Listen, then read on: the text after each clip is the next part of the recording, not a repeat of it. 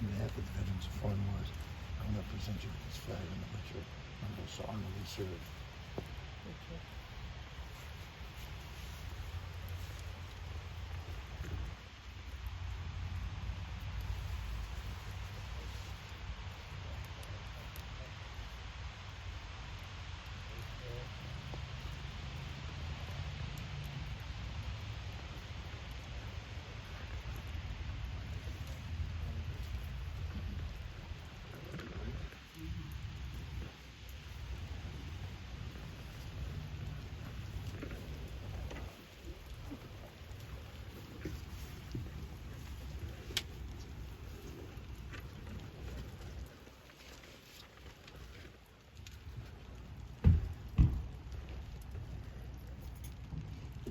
Y'all hear this?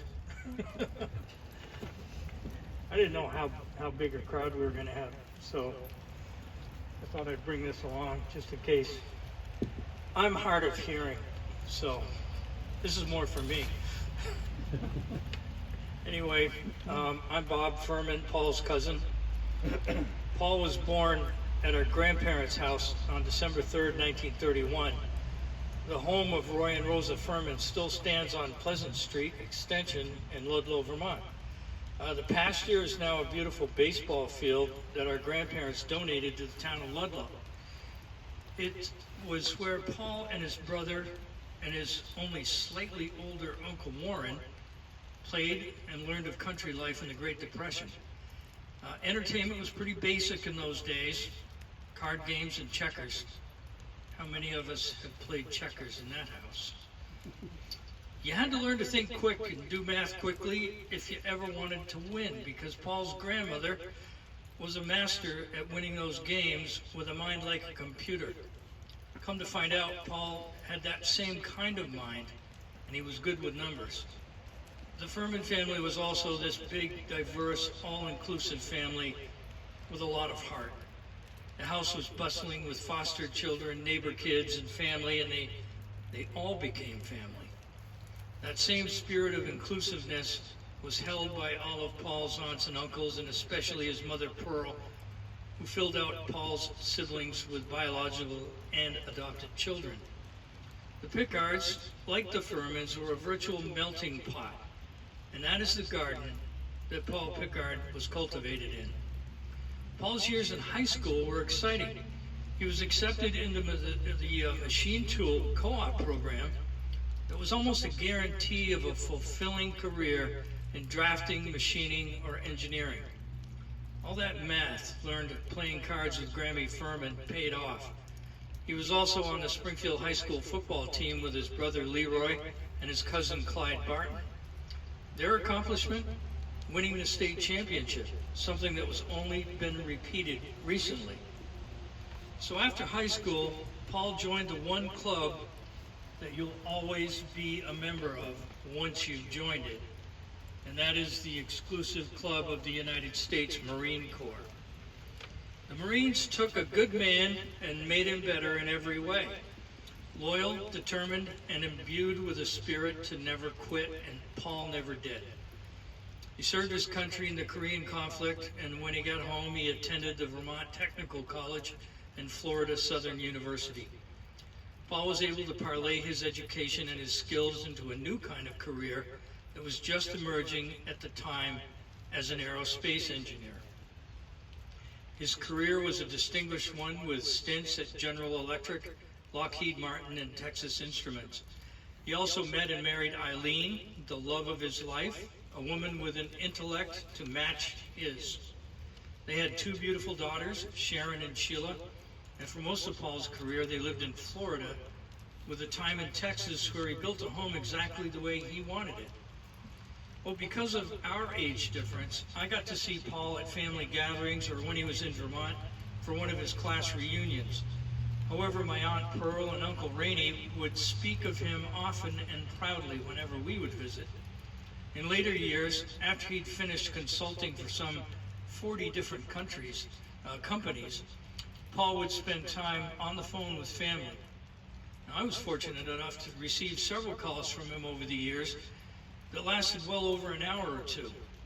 He was a brilliant conversationalist who had a world of experience that was fascinating to tap into, especially stories about our family from well before I was born. He filled in a lot of gaps and brought history and family lore alive. One story Paul told was about how he was charged with developing and sourcing components for the guidance system for the Pershing Missile project. He found a way to include his brother Leroy in that project by secretly working with him and fellow gear shaper to get the job done. And that's not bad for a farm kid born in Ludlow and brought up during the Great Depression. In talking with Eileen on the phone recently, I asked about religious affiliations that Paul's family had. And while he was not overly religious, he could easily be labeled as spiritual in his way. However, she told me that he felt more Jewish than anything else. Now, most of his family members would be considered Baptist or Catholic, a real conglomeration of Christian beliefs, yet the family also includes those affiliated with the Jewish faith. And that speaks to his forebears' openness and acceptance of all faiths, races, and creeds. And it is in that spirit, in these troubled times, and also in the absolute celebration of a wonderful life, well lived, that I request we all observe a moment of silence and prayer and thought for Paul Picard.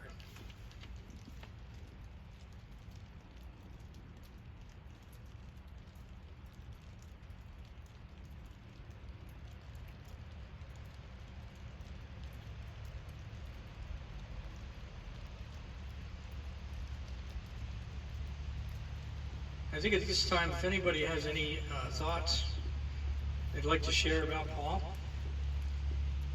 please have at it. Here's the microphone.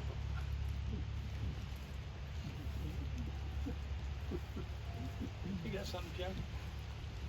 Not really. I can, of course, there's a lot of stories I could tell about Paul, but I won't. he can't defend himself now.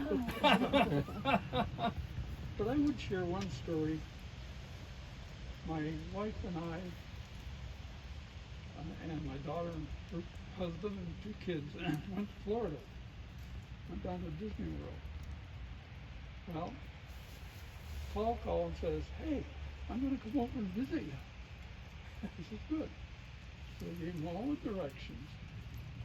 So he hops on his bike and drives over. So we were supposed to be there at 3. He wasn't there at 4. 4:30, I called Eileen and said, "You heard from Paul?" "No, isn't he there?" "No." "Huh. He probably cracked up someplace. He's probably in the hospital." Well, so 5 came, 6:30, 7. Eileen called and said, "Well, Paul's back home." Good. So Paul got on the phone and said, "What happened?" Well, he said, I had all your directions. And I got almost to the gate at Disney World, and I was right along, and the directions flew out of my hand. I didn't know where the hell you were. I knew Eileen didn't know, so I went back home.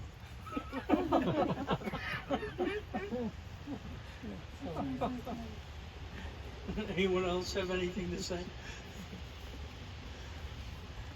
Well, I want to thank everyone for coming today. Thank you very much. Thank you. Thank you. Thanks.